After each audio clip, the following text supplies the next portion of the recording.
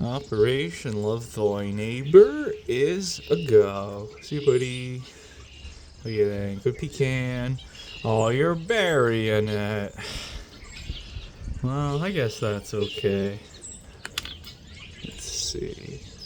Can I convince you to take a walnut? Nope, no walnuts for Mr. Squirrel. Alright, how about that one? Pecans okay, buddy? There we go. That should keep you busy for a minute. While I get these guys over here. I'm starting to run out of almonds, so I'm hoping I can get away with giving the Blue Jays shelled peanuts. This guy I'm going to run out of pecans very quickly, I suspect. So hopefully I can find something else that he likes. Something I can bribe him with. Oh, this guy comes in. There you go, Mr. Blue Jay. Get some food in you, fellas. Alright, that's it. I was surprised you didn't turn around that time. That time I got lucky and it went right to you. Right to Mr. Squirrel. Alright, let's see. Oh, I can't. Will you take any of those? Will any of those meet your very high standards, sir? Nope. No shelled peanuts for Mr. Squirrel. Alright, let's see. Maybe, will you take a peanut in the shell? Are peanuts acceptable now? Peanuts aren't acceptable? Or is it just not a good enough peanut for my friend Mr. Squirrel? Will you take that one? It's the moment of truth. Nope, he said nope. Alright, how about a walnut? Will you take the walnut? Now I can't tell because he's behind the tree. Did he take it? Well, come on, Mr. Blue Jay. You can see from where you're at. You can tell me. Yup, he took it. There you go, buddy. Don't let the Blue Jays chase ya. They just like yelling sometimes. Don't ya? Don't you, Mr. Blue Jay? I think that's who was doing it. Nope, he moved.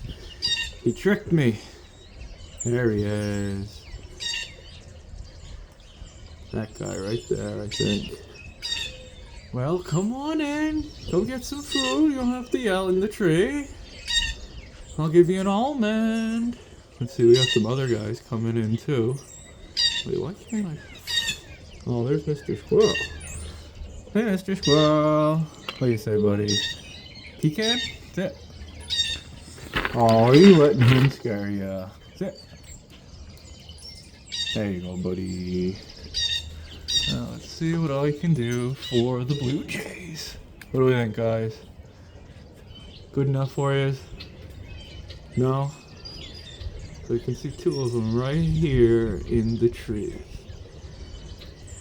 What do you think, guys? I know it's a gray and rainy day. There's not much I can do about it. But I can give you some good food to eat.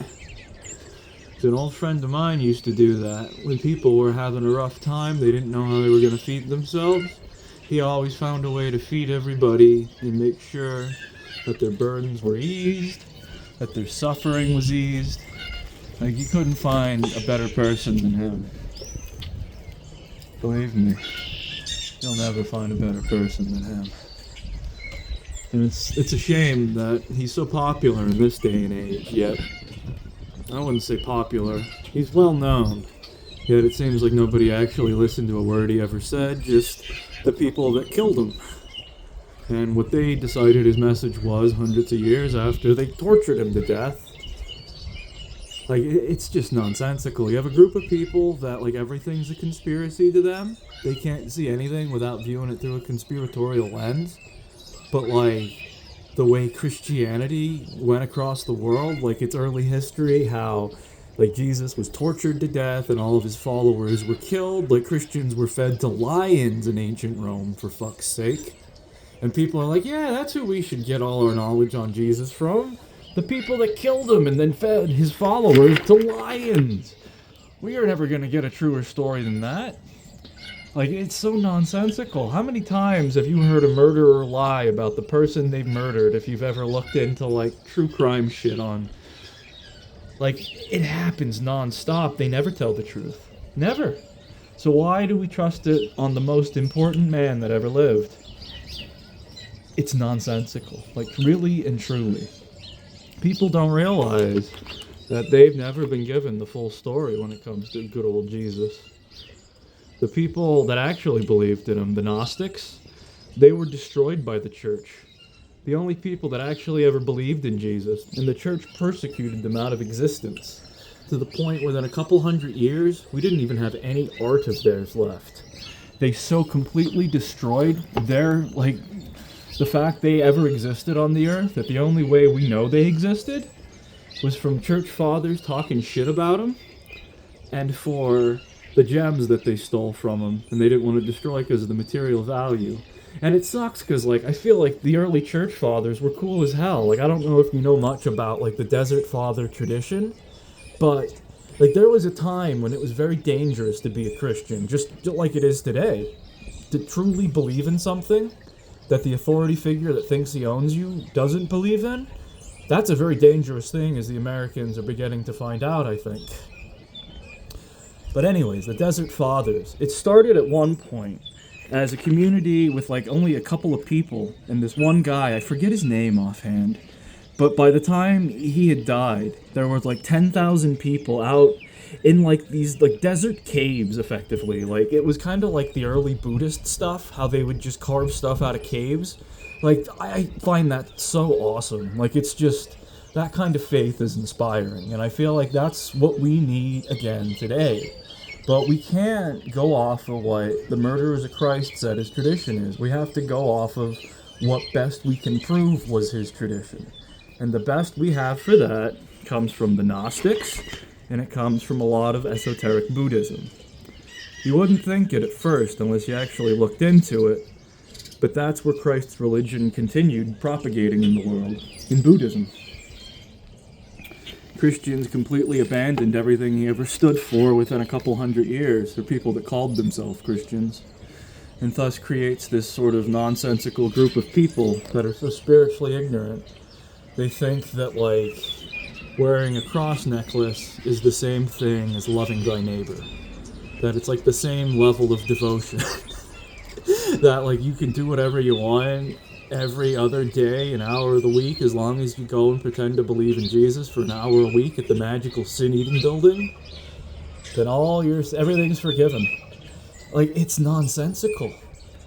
And that's what happens when an authority figure gets to decide religious things. Religion should decide what our authority figures are. Authority figures shouldn't decide what our religion is. Just truth should be the authority. Authority shouldn't come from... truth shouldn't come from authority. An authority figure shouldn't decide what the truth is. The truth should decide who our authority figures are. Isn't that right, Mr. Squealy?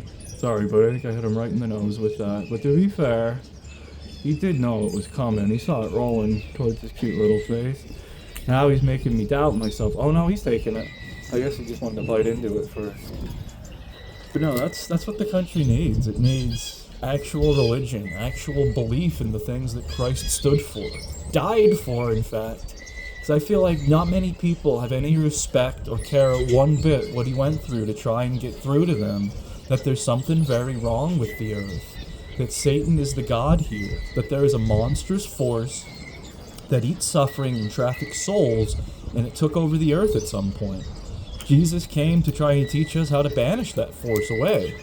But we, instead of allowing him to, we let the people who you would have expected, if they truly believed what they claim to believe, to have, you know what I mean? You would have expected them to have been like, oh my god, we were wrong all these years, instead of torturing him to death. And then, thousands of years later, making up this whole, Judeo-Christian nonsense. It's just nonsensical, man. Every Christian at one point knew that Jewish people were their enemy. That they have no greater enemy in any world than Jewish people in this world. That they roll with the devil, and they always have, and they always will. But these days, we believe in all this weird crap. We believe that, a pedophile can bring Jesus back just by damning the earth. That's what they actually believe. But Jesus didn't say anything like that. He said the only thing required for evil to triumph is for good men to do nothing.